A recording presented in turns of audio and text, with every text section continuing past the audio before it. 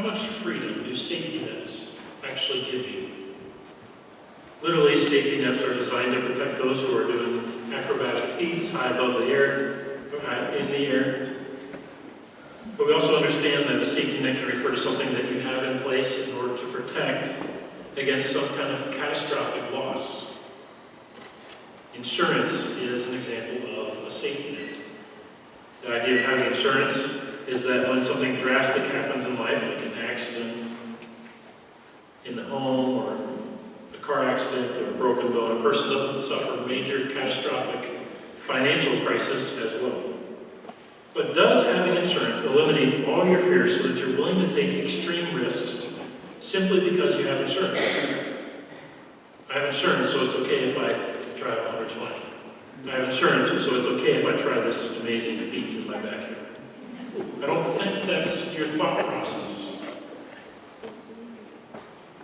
Another type of safety net, though, and one that probably does at least encourage some people towards more carefree living, is the kind that some parents provide for their children. Now, don't get me wrong, with this, parents should protect children, but this can be taken too far, where some parents will always bail their children out, protecting them from consequences so thoroughly that the kids, who might be into their 20s or 30s or beyond, live irresponsible lives, knowing that whatever happens, mom or dad is going to be there to clean everything up. And that's hard working through those situations. When do I step in to help? When do I let my child, whatever age, experience the consequences? It's a difficult place to be. But I think we can recognize, broadly speaking, that some have taken advantage of that. That seems to be a fitting analogy to how Israel came to view God many years ago. The nation thought that it could act however it wanted, worship whatever false gods it wanted. And then when things got hard, they would turn to the one true God and ask for deliverance, as needed. So I'm going to read Jeremiah 7, 1-15, and that passage shows us the attitude that Israel had, and it also shows us God's response to that attitude. So here's the general idea of that passage. God calls them to change how they live and no longer depend on the temple as a safety net as they've been doing. If they change and live as he directs, then he will bless them.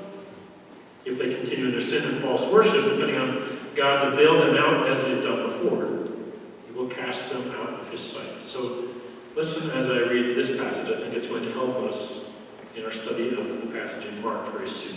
Jeremiah 7, verse 1. The word that came to Jeremiah from the Lord. Stand in the gate of the Lord's house and proclaim there this word to say, hear the word of the Lord, all you men of Judah who enter these gates to worship the Lord. Thus says the Lord of hosts, the God of Israel, amend your ways and your deeds, and I will let you dwell in this place. Do not trust in these deceptive words. This is the temple of the Lord, the temple of the Lord, the temple of the Lord. For if you truly amend your ways and your deeds, if you truly execute justice one with another, if you do not oppress the sojourner, the fatherless, or the widow, or shed innocent blood in this place, and if you do not go after other gods to your own harm, then I will let you dwell in this place, in the land that I gave of old to your fathers forever. Behold, you trust in deceptive words to no avail. Will you steal, murder, commit adultery, swear falsely, make offerings to Baal, go after other gods that you have not known, and then come and stand before me in this house, which is called by my name, and say, we are delivered, only to go on doing all these abominations? Has this house, which is called by my name, become a den of robbers in your eyes? Behold, I myself have seen it, declares the Lord. Go now to my place that was in Shiloh, where I made my name dwell first, and see what I did to it because of the evil of my people Israel. And now, because you have done all these things, declares the Lord, and when I spoke to you persistently, you did not listen, and when I called, you did not answer. Therefore, I will do to the house that is called by my name, and in which you trust, and to the place that I gave to you and to your fathers, as I did at Shiloh. And I will cast you out of my sight, as I cast out all your kinsmen, all the offspring of Ephraim. It's a longer passage, but it really sets things up well to understand the passage in Mark 11 today.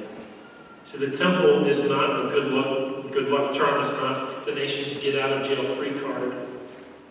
It's not the people's shortcut to God's favor. This message has definite relevance also to our lives, and we'll get to applications, I hope, along the way, but periodically we need to be brought back to the truth that the Bible is not a good luck charm. Church does not just get us or keep us on God's good side.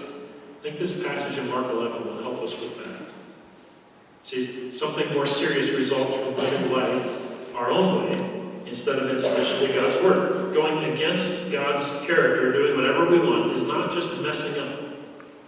Anything that goes against God and his ways is sinful, and sin brings judgment. In our text this morning, the nation of Israel has been living sinfully and trusting far too much in the temple, even though their worship is meaningless.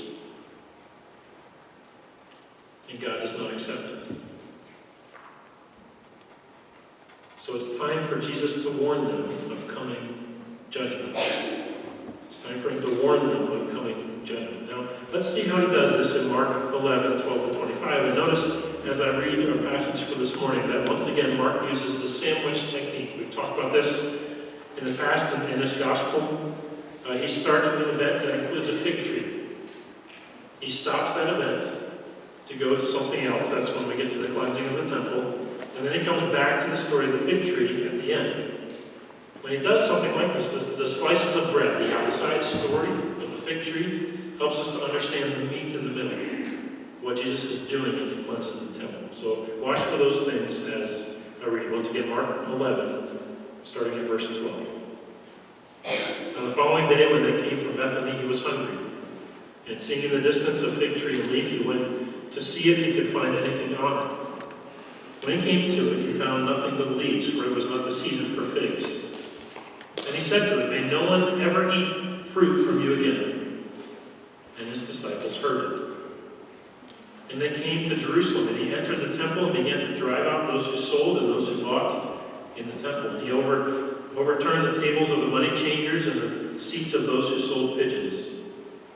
He would not allow anyone to carry anything through the temple. He was teaching them and saying, "Is it not written, my house shall be called a house of prayer for all the nations, but you have made it a den of robbers." And the chief priests and the scribes heard it and were seeking a way to destroy him, for they feared him, because all the crowd was astonished at his teaching. And when evening came, they went out of the city. As they passed by in the morning, they saw the fig tree withered away to its roots. And Peter remembered and said to him, "Rabbi, look, the fig tree that you cursed has withered." And Jesus answered them, "Have faith in God. Truly I say to you, whoever says to this mountain, be taken up and thrown into the sea, and does not doubt in his heart, but believes that what he says will come to pass, it will be done for him.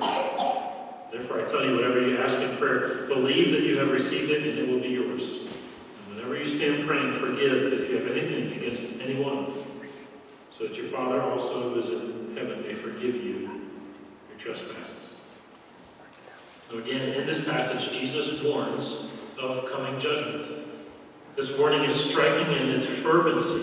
He does things in this passage that others have a very difficult time accepting. In step one, in teaching children in their first Sunday school class, is not going to when Jesus overturns tables in the temple. This is a harder event to understand. But let's see what this warning from Jesus includes. First, we start with the fact that Jesus curses the fig tree. It's in verses 12 to 14. You're not going to find another miracle in the Gospels where Jesus brings destruction. But the miracle he performs against the fig tree is just that. He kills it. And some interpreters have not liked this action from Jesus at all. In fact, one person even puts it this way. It's a tale of miraculous power wasted in the service of ill temper. As it stands, it is simply incredible. And that does not say incredible in a positive sense. He refuses to believe it, saying that power is wasted in the service of ill temper. If we believe, though, that Jesus lived his life without sin, and we do, and that everything he did on earth was in submission to the Father, and it was, then we simply cannot take this man's interpretation. Jesus did not kill this tree out of ill temper.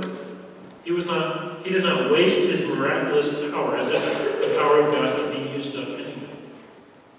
No, Jesus has purpose in what he does, and we need to understand just what that purpose is. And we learn in verse 12 that there's a tight sequence of events here. Jesus arrived in Jerusalem and surveyed the situation in the temple in verse 1 to 11. He first entered that Temple Mount on this occasion in verse 11. At the conclusion of that day, he and his disciples then went to Bethany. It's about 2 miles away. And they spend the night there. And then verse 12 shows that Jesus and his followers are coming back. And as they're returning from Bethany on their way to Jerusalem, on this trip, Jesus is hungry and he spots a fig tree, which Mark describes as being in leaf. He goes to the tree looking for figs, but he finds no fruit, and he says, "May no one ever eat fruit from you again." Peter describes these words in verse 21 as being a curse. That same verse shows the result of the curse. The tree is dead. The fig tree that you cursed has withered. So Jesus kills a fig tree. Why? Well, the initial reason in the text for why he does this is in verses 12 and 13. He's hungry. He can't find any figs on the tree. It's not the primary reason, but it is the reason, at least on the surface of the story. He's hungry. The tree fails to give him food. But that cannot be the primary reason, right? I mean, if this was the primary reason why Jesus cursed the tree, then we might start thinking that it was an act of ill temper. He's hungry, in a bad mood, and takes it out on the tree. But that simply can't be. He's not a person given to fits of ill temper, taking out his anger on people and things around him. It's just not Jesus.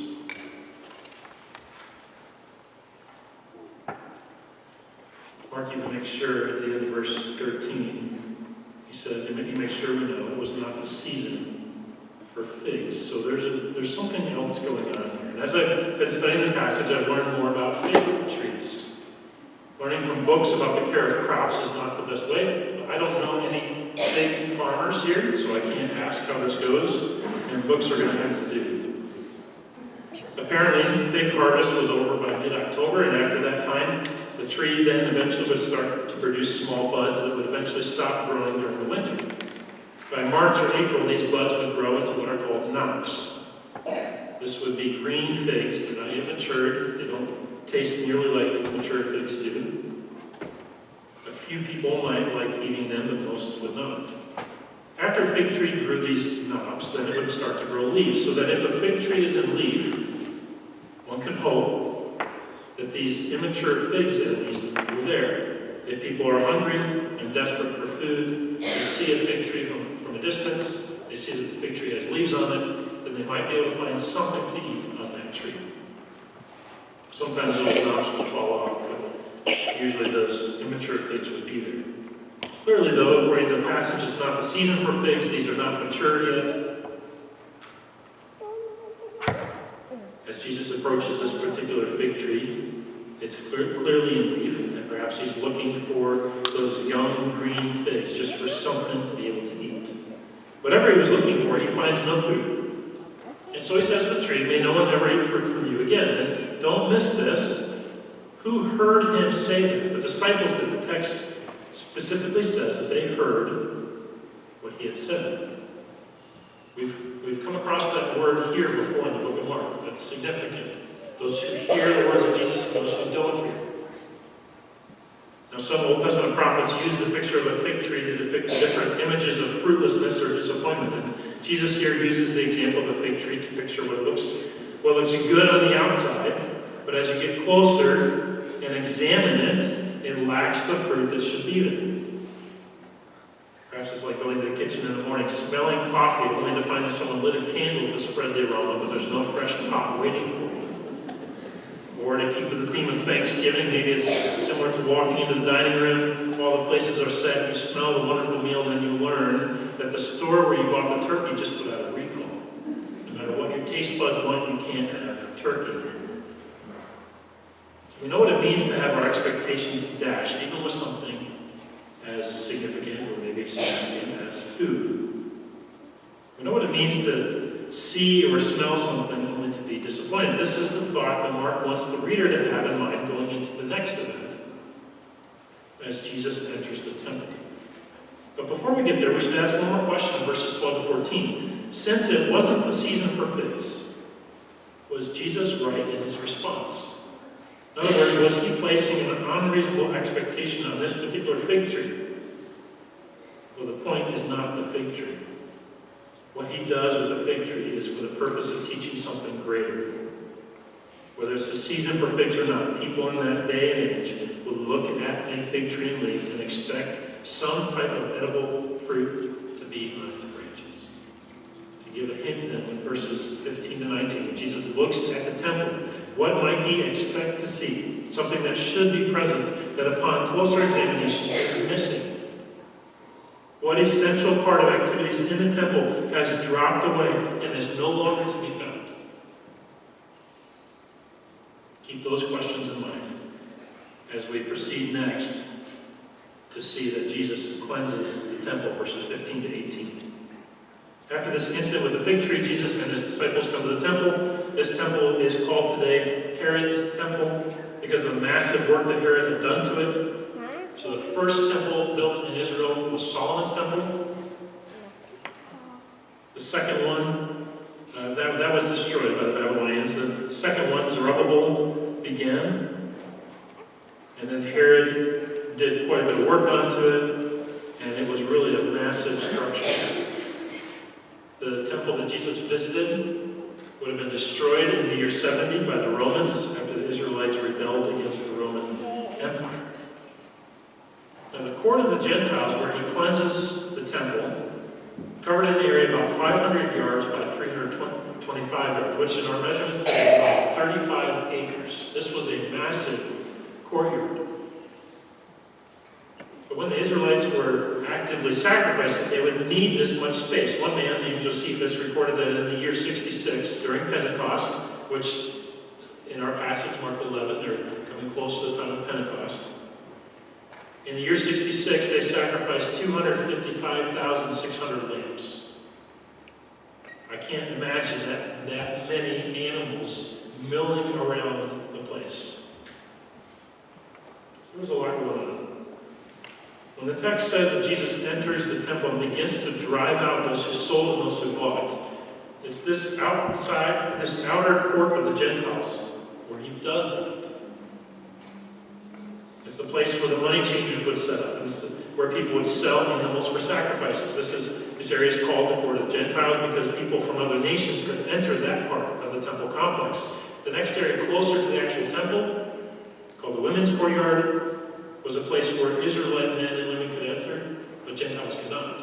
So if a Gentile wanted to travel from a distant land to the temple, they could enter this outer courtyard, and that's as far as they could go. An important question here, of course, is what Jesus did in this outer courtyard that was so objectionable. Or I should say, what he found in this outer courtyard, that was so objectionable. The text says that he began to drive out these people. I don't really think that he went through this whole 35 acres, overturning every single table and chair. If you look at the passage, it says he began to do that. But still, whatever area he covered in that 35 acres, he caused no small stir. And sure enough, as verse 18 shows, word eventually reaches the chief priests and the scribes, who again, there's our word heard. They heard about his actions. But back to the question, why does Jesus believe this forcible action is necessary? Why does he do this? It's not normal, not according to what we see in the Gospel of Mark, nor is this an action that God's people are really involved in today, going around and tipping over cash registers. This is not something God has called his people to do.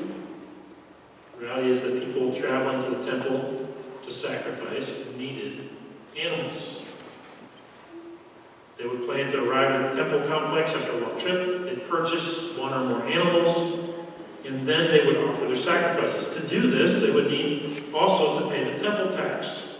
And this tax could only be paid with Tyrian coins.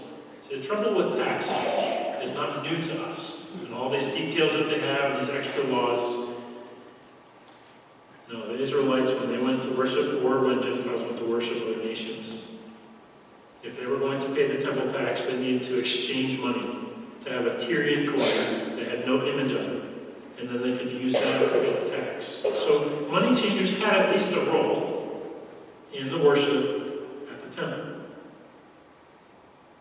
Pigeons or doves would have just been one of the options available to those planning to offer sacrifices. The poor could use them instead of more expensive animals, and they had some other uses as well. When he began to overturn tables and chairs, it might just be that he was closer to those selling doves than to the area of the sheep or whatever other animals would have been in that courtyard. Another problem that he confronts is how people use this outer court as a shortcut for other matters. This seems to point to people carrying goods through the outer court that don't particularly pertain to the worship that should be taking place there. Verse 16 shows Jesus putting a stop to that practice as well. I mean, imagine if we're set up here and all of a sudden in the middle of the service, people start walking from that door to that door, just carrying storage items. Or we know that lunch is coming and so the food is going through at different times. That would be very disruptive to what we're trying to do. But essentially, no matter what he finds, Jesus is taking on the behemoth of temple trade during an extremely profitable time of the year, as many flocked to Jerusalem to worship at the temple during the time of Pentecost. The Sadducees oversaw the operations of the temple, and the chief priests benefited from all the trade as well. Now the text gets more specific.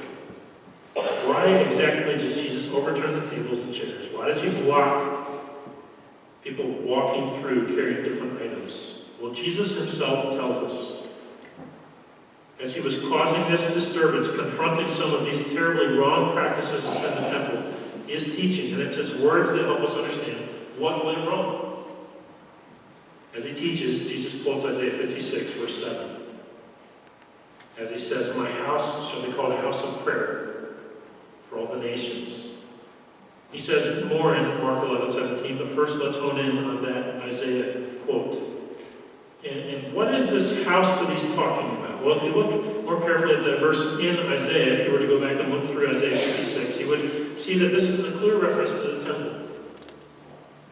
This means that God's expectation is that his temple be known as a place of prayer. But secondly, notice that there's more to what Jesus says. The temple was to be a place of prayer for the nations. And again, if you took time to read through Isaiah 56, you would see that God wanted his temple to be a place that welcomed outsiders. See, by taking a stand in the court of the Gentiles and by quoting Isaiah 56:7, Jesus is working to protect the outsiders. Once again, we see in the Gospel of Mark that the true insiders might not be people that we would expect. Those who truly know God, who truly know Jesus, might be from circles that are not the insiders of the day. They're not the religious leaders. They're not the in crowd. God very much expected this outer court to be available to foreigners who desired to worship him in prayer. And let's just take a brief moment to understand what's happening here. When you're trying to concentrate in prayer, do you have the TV turned on to QVC or the New York Stock Exchange so that noise is running in the background? When you were trying to pray, do you go walk around Meijer or Walmart? By making the court of the Gentiles a place of trade and business, the temple authorities were not protecting that area for prayer. Can you imagine a space 35 acres large, full of people from all kinds of other nations praying? It'd be amazing. Instead, Jesus shows up. He sees commerce.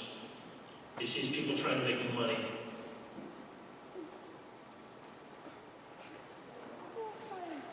You can pray anywhere. But if the temple authorities truly wanted God's house to be known for prayer, as God wanted it to be known for prayer,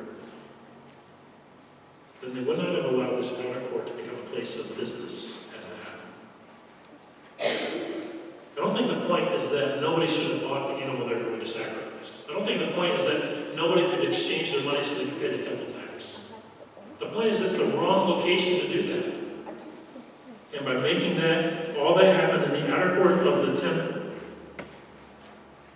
Now, place that should be known for prayer is, in its essence, changed. Isaiah 56:7 is not the only Old Testament verse that Jesus uses. He also uses Jeremiah 7, verse 11, when he says, "But you have made it a den of robbers." The blatant misuse of the temple is serious. The temple authorities are clearly profiting greatly from all the trade going on. They've not protected the foreigner who desires to pray in God's house, but instead taken advantage of those people. Jesus quotes from Jeremiah 7, verse 11, but the wider context of this verse seems to fit well with the illustration of the fig tree and the coming judgment. I already read these verses, but read them again, verses 13 to 15 of Jeremiah 7. "And now, because you have done all these things, declares the Lord, and when I spoke to you, you persistently did not listen. When I called you, you did not answer. Therefore, I will do to the house that is called by my name, and in which you trust, and to the place that I gave to you and to your fathers, as I did to Shiloh. I will cast you out of my sight, as I cast out all your kinsmen, all the offspring of Ephraim." See, quoting from Isaiah 56 and Jeremiah 7 should be warning signs to those at the temple. These are significant passages that teach at least one important purpose of the temple, providing a place for Gentiles to pray, and one significant consequence for misusing the temple, namely the judgment of God. Yet what reactions do the chief priests and the scribes have in the passage as Jesus shows this warning? Well, they fear Jesus, as they should fear him, but as they fear Jesus, they don't decide to worship him, but instead look for a way to destroy him. They hear about what Jesus does, but they do not truly hear and receive his message. Once again, we see more religious leaders whose hearts are hard to the message from Jesus. The leaders don't act against him just yet, though the crowd is astonished by the teaching from him. This is after all why the leaders fear him. He has power over the masses. So they wait, and they plot, and they look for an opportunity to kill this dangerous man. Mark now moves from this major event, Jesus confronting the misuse of the temple and teaching God's design for it instead. And Mark moves back to the disciples in the fig tree, where he calls for faith in God. Again, the incident with the fig tree will help us understand more of what God is communicating through the actions and teaching of Jesus in verses 15 to 19. So learn what the outside pieces of bread, so to speak, the outside story is communicating. That helps us understand the cleansing of the temple. The change in the fig tree over the course of one day was nothing short of remarkable. This is the next day, as we get to verse 20, they're passing by that same tree in the morning, and the disciples realized that the tree had withered even to its roots. I'd encourage you as you read through Scripture, take note of those times when you see the power that is in the very words of God. We saw that in Psalm 29. We see that here. Jesus merely says in verse 14, "May no one ever eat fruit from you again." And by verse 20, the disciples know that this tree is done producing figs. It is dead. Now, various times in Mark, we've returned to the parable of the soils in chapter 4. Speaking of the seed that fell on rocky soil, Mark 4:6 says, "And when the sun rose, it was scorched, and since it had no root, it withered away." In our passage today, we have both the words for withered and root in chapter 11. Maybe you hear that and say, okay, what's the point here? Well, once again, when Mark arranges events like this, he's using the event that he starts and finishes with to help us understand the event in the middle. As he confronts these terrible practices in the temple, he curses the fig tree for failing to have fruit. What is it that really has withered away to its roots? Is it only the fig tree?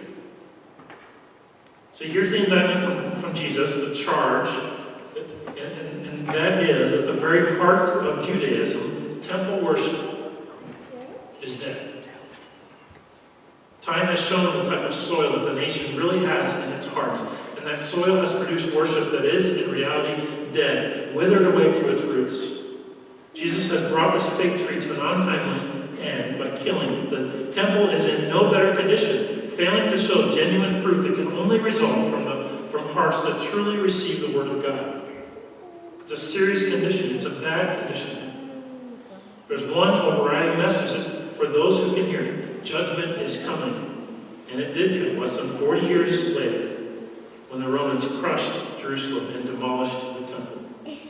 After the year 70, temple worship ceased to exist. So there you have the main point of this section of Scripture. Judgment is coming against Judaism, against those controlling the temple activities, because they've shown their worship to be dead. But Jesus, ever the teacher, investing in his disciples, teaching them about, from here to the end of the passage, about miraculous deeds, about faith and prayer and forgiveness. Now keep in mind, as we consider verses 20 to 25, keep in mind that these disciples have already done things that none of us ever could do and ever should expect to do. God was working through them in unique ways to accomplish unique acts of God, miracles. They had already cast out demons and healed the sick. They would go on to do even more miracles. So they were, in fact, in awe of the obvious and quick death of this fig tree, but Jesus encourages them to have faith in God, believing that he will work miraculously through them as well. We have no record of one of his disciples literally moving a mountain, but Jesus gets his point across here. What none of these men could do is possible through God. To see God work in such great ways, though, the disciples are to be praying to God in faith, recognizing that withholding forgiveness from others will disrupt their fellowship with God. They're to forgive others before praying and asking to see God work in mighty ways. So remember, this group of 12 disciples does not have a great track record of enjoying constant and close unity. There was infighting happening between them at various points. Conflict existed. And while selfish ambition is bearing terrible fruit on the Temple Mount, the true followers of Jesus are to pray to God, believing he will act. And they're to do this already having forgiven those around them for anything done against them. Maybe another way of saying this is that the soil of their hearts needs constant attention as they serve God. Yes, God is ready to do wonderful things through them, but the faith in God for such acts looks a certain way. It looks like prayer from a believing heart that refuses to hold on to injuries from others. Now, how does this text point to truths about God, his creation, and his work within creation? First, I think we see here in the passage that God expects his people to receive and obey his word. God expects his people to receive or hear and obey his word. Now, this text has to do with the people of God, and as such, I'm going to keep these truths and the application today focused on the corporate people of God, the group.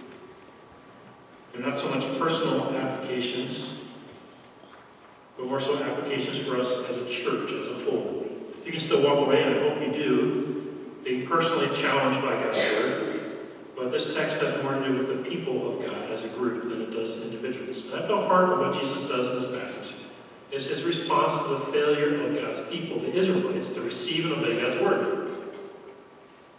In verse 17, see once again, in the heart of this passage, why Jesus confronts those who are buying and selling in the outer court of the temple. He says in that verse, "Is it not written, but you?" He calls them back to the Old Testament, what God had said before. Then he shows them where they have failed. They have failed to receive the written word of God. They have failed to obey. What God has said, his people have not followed. This is why the analogy of a plant that grows on rocky soil is fitting for the worship of the Israelites. They have a temple, a huge temple by that time. There's a lot of activity, there's a lot of busyness, there's a lot of money, but the root has withered away. This religion of Judaism will produce no lasting fruit that is acceptable to God. Why?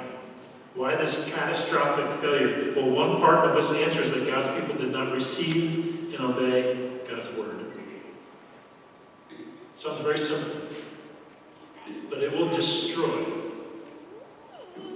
the people of God if we stop receiving and obeying his word. In this situation specifically, they did not use the outer court of the temple as God had said. And that leads to the second truth. God expects his people to worship his way. God expects his people to worship his way. You know how many times this expectation that God's house be called a house of prayer for all the nations? How many times that's recorded in the Old Testament? Just once. Isaiah 56:7. He only gave this expectation once, and here is Jesus holding God's people accountable to what God has said. I believe this text gives an example of what's called the regulative principle. One man, Derek Thomas, defines that principle, the regulative principle, this way. The regulative principle of worship states that the corporate worship of God is to be founded upon specific directions of Scripture. We worship the way that God tells us to worship when we gather together as his people. I'm not going to teach the complete scriptural basis for that this morning, but I believe that God gives specific direction in his word that regulates the corporate worship of his people. This passage in Mark shows us an example of God holding his people, the Israelites, accountable for failing to keep a specific expectation he had given them for their worship. When he said the outer court would be known as a place of prayer for the nations, that's what he expected. And by setting up all kinds of sale, transaction, tables, revenue, all those things, the Israelites went against God's design, purpose for that court. God is the one who determines how his people should worship together. Whether it be the Israelites during the Old Testament or the church during this church age, inventing new forms of worship is a very bad idea when it comes to the gathered people of God. I don't even know if these people overseeing the temple would have claimed that this was worship at all.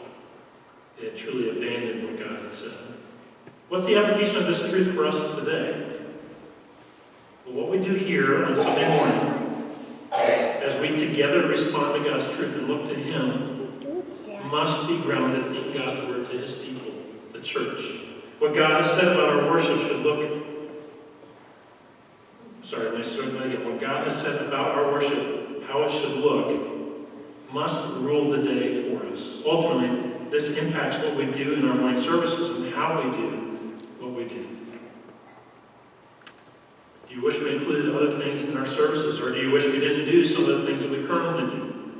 And I just encourage you once again to go back to the Bible for that activity. Is there a biblical basis for that activity that's on your mind? I really wish we changed this. Okay, first of all, is it biblical to be doing that together as we gather? And is that a legitimate practice according to the Word of God? What God has said fundamentally and authoritatively matters when it comes to how God's people worship him.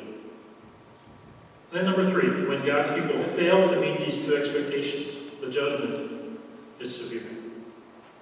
We must be people who together receive and obey God's word. We must be people who worship God's way. To move away from either of these expectations from God is truly disastrous.